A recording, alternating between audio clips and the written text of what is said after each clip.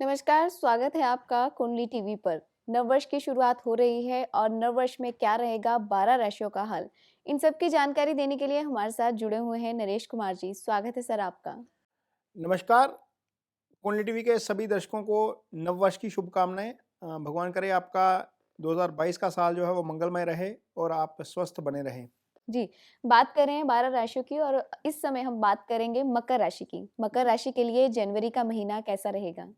नेहा, सबसे पहली बात तो ये है कि ये जो हमने कुंडली लगाई है, ये मकर राशि की है जिनकी चंद्र राशि मकर है।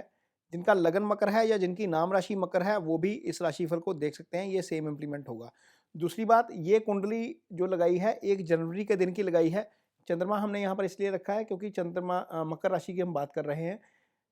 मकर राशि के लिए 1 जनवरी को ग्रहों की स्थिति ये रहेगी। इस दौरान जनवरी महीने में सूर्य 14 जनवरी को चेंज होकर लगन में आ जाएँगे।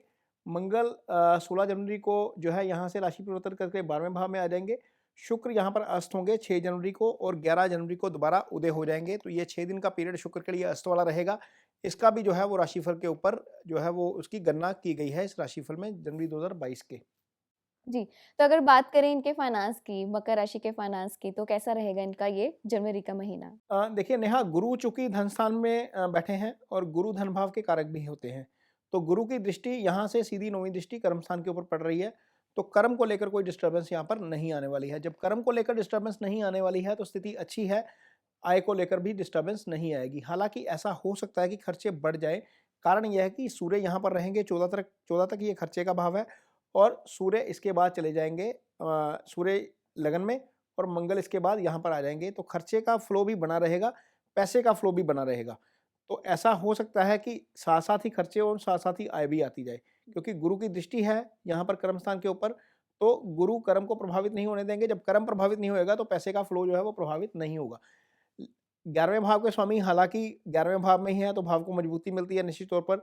मंगल यहाँ पर फुल डायरेक्शन स्ट्रेंथ में होते हैं, 9, 10, 11 भाव में मंगल की स्थिति अच्छी होती है, तो ये भी एक पॉजिटिव फैक्टर है। लेकिन चूँकि मंगल यहाँ से आगे निकल जाएँगे, तो हो सकता है कि 16 के बाद थोड़ी-सी दिक्कत हो जाए फंड्स को लेकर, लेकिन अदरवाइज़ स्थिति जो है वो अच्छी है। शनि की दृष्टि कर्म भाव के ऊपर है, गुरु की दृष्टि कर्म भाव के ऊपर है, तो ये कर्म का भाव एक तरीके से एक्टिवेट हो रहा है। तो ज़्यादा चिंता करने की बात मुझे लगता है पैसे के लिहाज से या फंड्स के लिहाज से नहीं रहेगी। जी, तो अगर बात करें इनकी हेल्थ की, यानी कि मकर राशि के जातकों की हेल्थ की, तो कैसा रहेगा ये महीना? नेहा, देखिए, छठे भाव के स्वामी का लगन में आ जाना अच्छा नहीं है। हेल्थ के लिहाज से यदि हम बात करते हैं, तो छठे भाव के स्वामी का लगन में आना अच्छा नहीं है। हालाँकि गुरु का छठे को देखना अच्छा है। तो स्थिति जो है वो एक तरीके से बैलेंस हो गई है।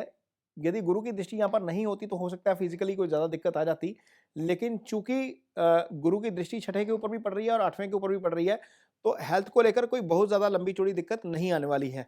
हाँ, एक चीज़ यहाँ पर हो सकती है, जो लोग काम ऐसा करते हैं जिनका काम ड्राइविंग से संबंधित है या जिनका काम मशीनरी से संबंधित है, उनको हो सकता है थोड़ा-सा दुर्घटना का भय बना रहे, या जिनकी आईसाइट को लेकर थोड़ी-सी दिक्कत चल रही है, वो अपना ख़ास तौर पर ध्यान रखें, क्योंकि मंगल की दृष्टि यहाँ पर पड़ रही है, चौथी दृष्टि के साथ मंगल देख रहे हैं दूसरे भाव को, और ऐसा हो सकता है कि आप थोड़ी-सी ईटिंग हैबिट्स आपकी बिगड़ें। तो इस पर थोड़ा-सा नियंत्रण रखिएगा, अदरवाइज़ कोई दिक्कत हेल्थ को लेकर आने वाली नहीं लग रही है। जी, अब बात करते हैं मकर राशि के जातकों के रिश्तों की, कि रिश्ते कैसे रहेंगे?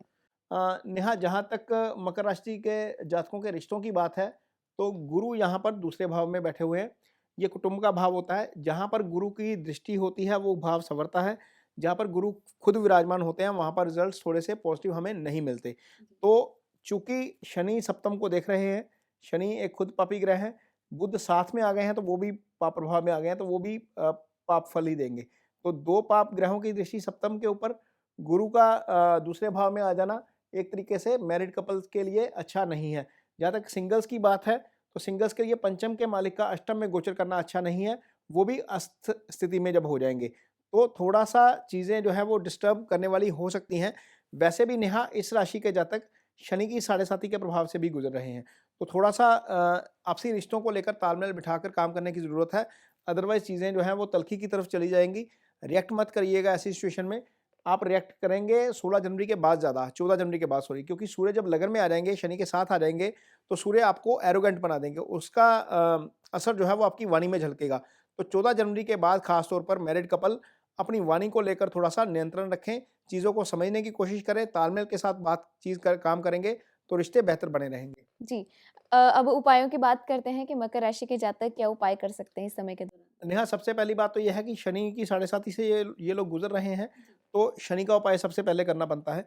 यदि आपने अभी तक शनि का उपाय नहीं किया है और आप साढ़े साती के फेज़ से गुज़र रहे हैं, तो शनिवार के दिन मंदिर जाइए, वहाँ पर छाया पात्र में सरसों का तेल लीजिए और वहाँ पर उसमें अपना फेस देकर शनिदेव की शिला के ऊपर अर्पित करिए। सबसे पहला उपाय तो आपको ये करना चाहिए, यदि आपने शनि की साढ़े साती का उपाय नहीं किया हुआ है।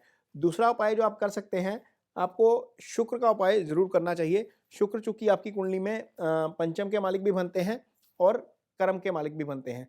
यहाँ पर शुक्र एक तरीके से योगा कारक हैं, एक त्रिकोण के मालिक हैं, एक केंद्र के मालिक हैं। तो योगा कारक ग्रह को थोड़ा-सा मजबूत करिए अपनी कुंडली में, चीज़ें आपके लिए अच्छी रहेंगी। शुक्र के उपाय के तौर पर आप गऊ की सेवा कर सकते हैं। यदि आप मैरिड हैं तो अपनी वाइफ़ को गिफ्ट दीजिए और उनको खुश रखिए, किसी भी तरीके से उनको परेशान मत करिए, ये शुक्र का सबसे अच्छा उपाय होता है।